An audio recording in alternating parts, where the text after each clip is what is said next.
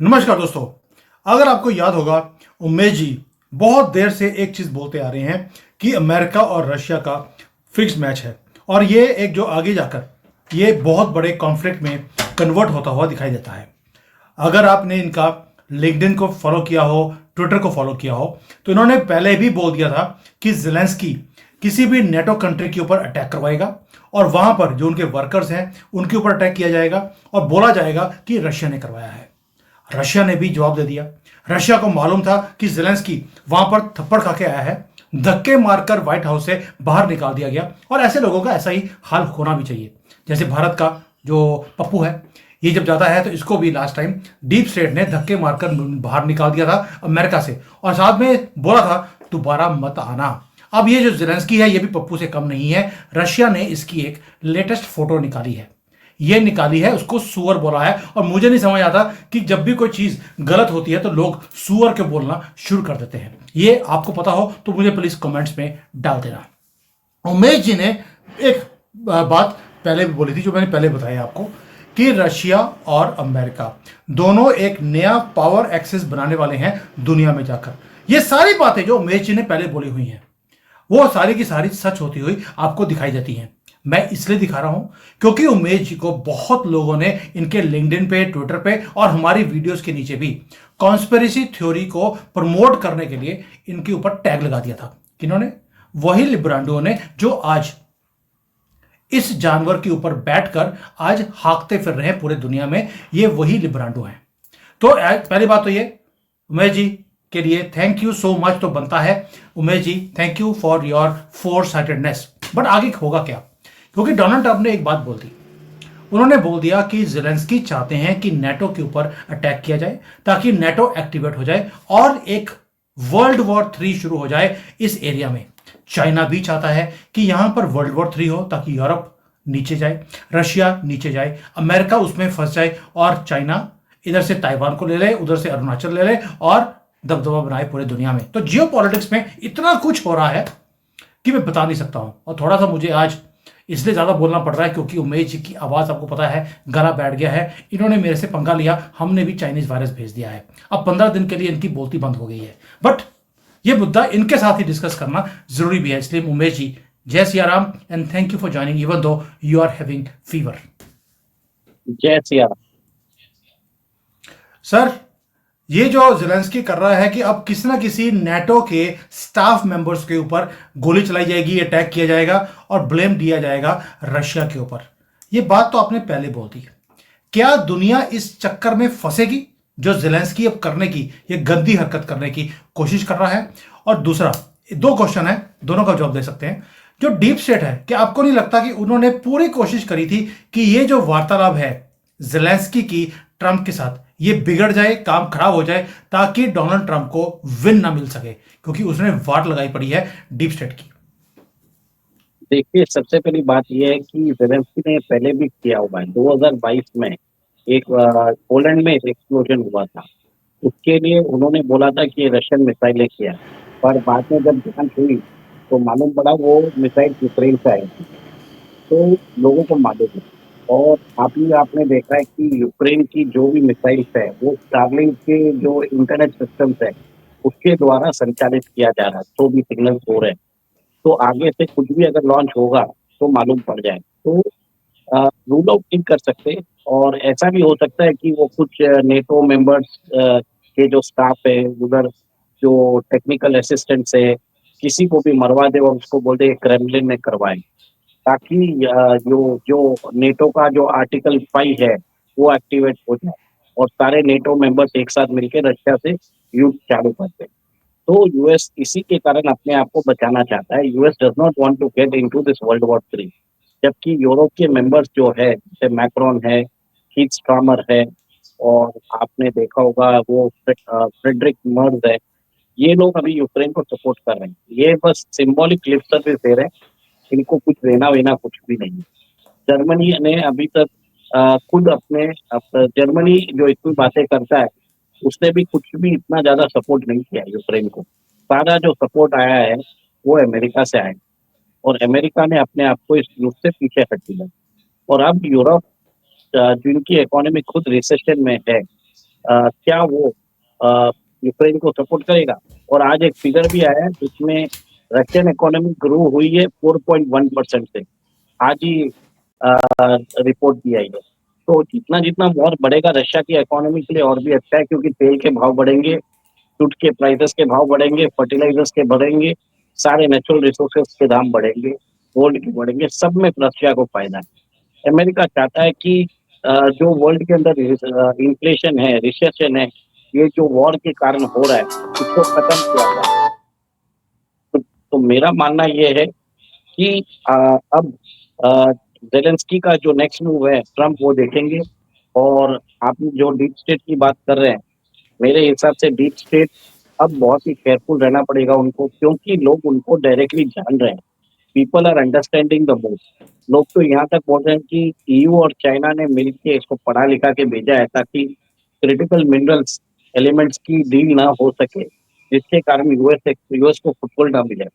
But सबको समझना पड़ेगा यूएस के बगैर कुछ हो भी नहीं सकता उस एरिया में, क्योंकि रशिया होने नहीं देगा, दूसरे किसी को आने देगा नहीं, और यूएस के अलावा किसी को अंदर घुसने देगा भी नहीं। और बोलेगा, यूएस को बोलेगा आप हमारे रीजन में आके आप इन्वेस्ट करिए, तो उधर वो लोग दोनों चालू कर लेंगे। इनिशियली तो सब जगह तो अमेरिका घुस नहीं सकता, तो रशिया के अंदर उनके रह रहे मिनरल्स में वहां पे निवेश करेगा। सर अभी स्टामर आया था अमेरिका में डोनाल्ड ट्रंप के साथ, जब ओवल ऑफिस में वहां पर प्रेस कॉन्फ्रेंस हो रही थी, तो स्टामर ने बोला कि हमें अपने आप को प्रोटेक्ट करना है। और ट्रंप ने ओपनली बोला, can you protect your self from Russia without America. आज जेलेंस्की को भी उन्होंने यही बात बोली कि बेटा, तू जो इतना उछल रहा है वो इसलिए है क्योंकि तुझे सपोर्ट हमारी है। इंटेलिजेंस हमने यूज किया है, तू तो जोकर है, तेरे पास तो कोई इंटेलिजेंस है नहीं, इसलिए इंटेलिजेंस तुम्हें हमें देनी पड़ती है। और लेकिन जेलेंस्की को समझ नहीं आया। मार्को रूबियो ने बोल दिया कि जेलेंस्की जो आज उछल रहा है उसे यह नहीं समझ आ रहा कि उसकी कंट्री का क्या बुरा हाल है। यूरोपियन वाले इनको बेवकूफ बना रहे हैं। कौन बोल रहा है? अमेरिका बोल रहा है, जिन्होंने पहले बाइडन के टाइम पर जेलेंस्की को बेवकूफ बनाया, उसे इस युद्ध में धकेला गया कि तुझे नेटो की हम मेंबरशिप दे देंगे, जबकि नेटो मेंबर्स कोई भी इसके लिए तैयार नहीं थे। अब आते हैं सर यूक्रेन के ऊपर। यूक्रेन की जो अपोजिशन है उन्होंने भी बोलना शुरू कर दिया, लोगों ने बोलना शुरू कर दिया है, इस जोकर से हमारा पीछा छुड़ाइए, इसको इम्पीच कर दीजिए। आपको लगता है कि अभी यूक्रेनियंस को समझ आ गया? रशियंस को पहले ही पता था कि पप्पू है, दुनिया को भी दिख गया कि कितना बड़ा बदतमीज है। और जो सुबह ये सूंघ कर वहां बैठा हुआ था और वहां पर इसकी आंखें देखने वाली थी, इसको ये समझ नहीं आ रहा था ये बोल क्या रहा है। बहुत ज्यादा अपनी वो एग्रेशन दिखा रहा था, क्योंकि जो सूंघा हुआ पाउडर है बहुत ज्यादा स्ट्रांग इस बंदे ने ले लिया था। आपको लगता है कि अब इसे इसकी कंट्री वाले ही धक्के मार के बाहर निकालेंगे? सर ये न्यूडिस्ट है, कॉमेडियन है, मतलब जो बोलते हैं ना भांडगिरी करता है, उस आदमी को जाके आपने देश की सत्ता दे दी है। तो आप समझ जाइए इस आदमी से आप और क्या उम्मीद कर सकते हैं। ठीक है, सिर्फ जस्ट बिकॉज इसको वेस्टर्न नेशन का सपोर्ट है, इसका मतलब नहीं है कि बहुत बड़ा ये स्टेट्समैन है। इसमें ना तो डिप्लोमेसी का कोई एंगल है, इसको ना तो कुछ जूम के अंदर क्या बोलना चाहिए, क्या करना चाहिए, इसको समझ में नहीं आ रहा था। कल रशिया ने तो बोल ही दिया था कि वांस और ट्रंप ने इसको थप्पड़ नहीं मारा, वो एक बहुत बड़ी बात है। तो आप सोचिए कि पुतिन ने तो ट्रंप ने तो इसको सिर्फ फूलिश प्रेसिडेंट बोला है, और दूसरा कोई रहता तो क्या करता हम आपको समझ में ही आता। $350 बिलियन खा के ये रशिया अमेरिका में जाके उन्हीं की जनता के सामने उन्हीं के प्रेसिडेंट को अपमानित करता है। सर अलाउ होगा क्या सर? ये कोई आपकी के देश में आके अगर कोई मोदी जी से ऐसा बात करेगा तो आप क्या बर्दाश्त करोगे? अगर कोई अमेरिकन बर्दाश्त कर रहा है तो अमेरिकन नहीं है, वो इलीगल एलियन है अमेरिका में। सर पेट्रियोटिक एक चीज, patriotic American will never support Zelensky, मैं इतना ही जानता सर एक चीज आप बताइए, आपको नहीं लगता कि जो कुछ हूँ। जेलेंस्की ने किया है उसकी जो सपोर्ट है पूरे दुनिया में वो खत्म हो गई है? अमेरिका के अंदर भी जो कुछ लोग थे जो कहते थे कि नहीं यूक्रेन को हमें सपोर्ट करना चाहिए, अब मैं टीवी चैनल्स देख रहा था, उन्होंने बोलना शुरू कर दिया, we will not support Zelensky any more, और जो पैसे हमने दिए हैं वो वापस लेंगे ही लेंगे। डोंट यू फील कि जो आपकी प्रोडिक्शन थी कि अमेरिका और रशिया दोनों मिलकर अब आगे जाकर वर्ल्ड ऑर्डर को बनाने वाले हैं, और ज़ेलेंस्की को भी सीधा करने वाले हैं। You feel now the time has come कि ट्रंप ने इतना ब्यूटीफुली इसको एक्सपोज किया है ज़ेलेंस्की को पूरे दुनिया के सामने कि अब जो कुछ यूक्रेन के साथ किया जाएगा दुनिया देखेगी कि ट्रंप ने पुतिन के साथ मिलकर ये क्या कर दिया। और आपके लिए एक और बता दूं कि जितनी भी ये साइबर क्राइम हो रहे थे, अटैक हो रहे थे रशिया के ऊपर अमेरिका की तरफ से, अमेरिकन प्रेसिडेंट ने बोल दिया है अपने इंटेलिजेंस एजेंसीज को, stop interfering and attacking Russia. यानी कि आपकी वो प्रोडिक्शन कि दोनों मिलकर आगे जाकर काम करेंगे वो भी आपको दिखता है कि सच होगी। और यूक्रेन का क्या होगा फिर? देखिए, सबसे पहले तो पुतिन ने बोल ही दिया है अमेरिकन कंपनीज को, you come and invest in जो टेरिटरीज है, जो यूक्रेनियन टेरिटरीज है जिसको रशिया ने अभी ऑक्यूपाई कर लिया है, उधर आप आइए, उधर इन्वेस्ट कर दीजिए। और जैसे ही अमेरिकन इन्वेस्टमेंट आएंगे तो आप देखेंगे कि ऑटोमेटिकली वहां पे अमेरिकन इन्फ्लुएंस चालू हो जाएगा। ठीक है। और जैसे ही अमेरिकन और रशियन इन्फ्लुएंस साथ में चालू होगा, एडजॉइनिंग एरियाज में जाने में कितनी देरी लगेगी सर? सिंपल है ना। आप जो अमेरिका ये ईयू के साथ मिलके ईयू को पैसा देता था, वो रशिया के साथ मिलके वो रिसोर्स एक्सट्रैक्ट करेगा, खुद कमाएगा, रशिया को फायदा होगा और उसके कारण सारे रीजन को फायदा होगा। तो Putin and Trump are businessman, उनको मालूम है कि कैसे can profit out of adversity, लोग देखेंगे। और सेकेंड, आप देखेंगे कि मैंने हमेशा बोला है कि दोनों के पास 13,500 न्यूक्लियर वेपन है, 90% इन दोनों के पास ही है। दोनों के पास टेक्नोलॉजी है, दोनों के पास oil producing and exporting nation है, full basket of the world है। रशिया के पास रेयर अर्थ मिनरल्स है, अमेरिका के पास टेक्नोलॉजी है, अमेरिका के पास मार्केट है, अमेरिका के पास डॉलर है। दोनों ने ही बिटकॉइन के अंदर ट्रेडिंग का मैकेनिज्म स्थापित कर चुका है, अपने उन्होंने क्रिप्टो रिफाइन कर दिए हैं। तो कहीं ना कहीं उनको आगे जाके वो स्विफ्ट की नेटवर्क की भी जरूरत नहीं पड़ेगी, दोनों आपस में ट्रेड करते रहेंगे और एक नया वर्ल्ड ऑर्डर बनेगा जिसमें only America and Russian domination रहेगा। अगर आपको जुड़ना है तो आप इस डोमिनेशन के साथ रहेंगे, नहीं तो आपको कोई पूछने वाला भी नहीं रहेगा। सिंपल है। उमेश जी, हाँ, मार्को रूबियो ने आज एक स्टेटमेंट बोला जो मैं आपके डिस्कस करना चाहता हूं। उन्होंने बोला कि यूरोपियंस चाहते हैं कि ये युद्ध लंबा चले ताकि रशिया की इकोनॉमी बिल्कुल नीचे बैठ जाए।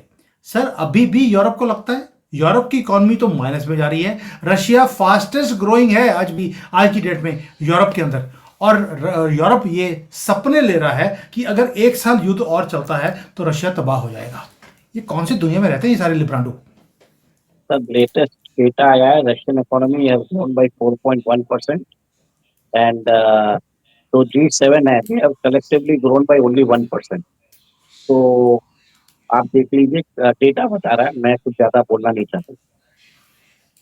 सर, अभी तो G7 में चाइना भी है जिसकी इकोनॉमी 5% पे ग्रो कर रही है। यानी कि चाइना का 5% होने के बाद भी कलेक्टिवली ये 1% पे ग्रो कर रहे हैं। यानी कि रिसेशन है पूरे यूरोप के अंदर, माइनस में है। और ये बोलते हैं कि रशिया को हमने तबाह करना है। तो अब इसलिए बार बार बोलते हैं, ये वीडियो हम इसलिए बना रहे हैं लोगों को समझाने के लिए कि जब पप्पू देश का प्रधानमंत्री बनता है या प्रेसिडेंट बनता है तो वही हाल होता है जो 75 साल भारत का होता रहा, अभी यूक्रेन का हो रहा है। इसलिए जब ये सारी पिक्चर्स आप देखते हैं, जो कुछ हो रहा है यूक्रेन के अंदर, जो कुछ आज यूरोपियन कंट्रीज में हो रहा है, जो यूके में हो रहा है, वहां पर स्टामर भी कोई बहुत बड़ा पप्पू से कम नहीं है। वो अपने कंट्री को तबाह करता जा रहा है दिन पर दिन।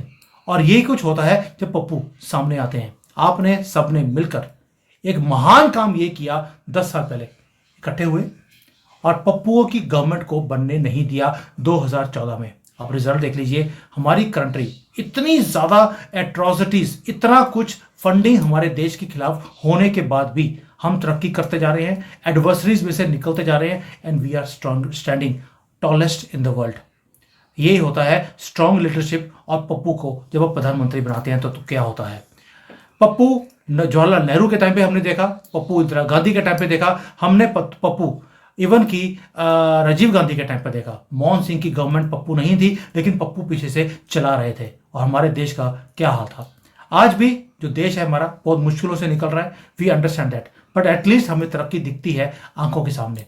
आगे आकर ये और बेटर होने वाला है, ये मेरा पूर्ण विश्वास है, because we have a strong leader. Umesh ji, I really want to thank you from my heart कि आपने इतनी बीमार होते हुए, गला खराब होते हुए भी आज शो किया है। और दूसरा, जो आपकी प्रोडिक्शंस हैं, दे वर सो ग्रेट। मैं सोच नहीं सकता था, मैं जब आपकी बातें पहले सुनता था कई बार, मुझे लगता था हाउ इज इट पॉसिबल कि अमेरिका और रशिया इकट्ठे होकर ये वर्ल्ड ऑर्डर बनाएंगे, ये तो दोनों एडवर्सरीज हैं। But today I want to say sorry to you, क्योंकि उन गाली निकालने वालों में से मैं भी था। So thank you for your patience and thank you for your productions. जय श्री राम। जय श्री राम।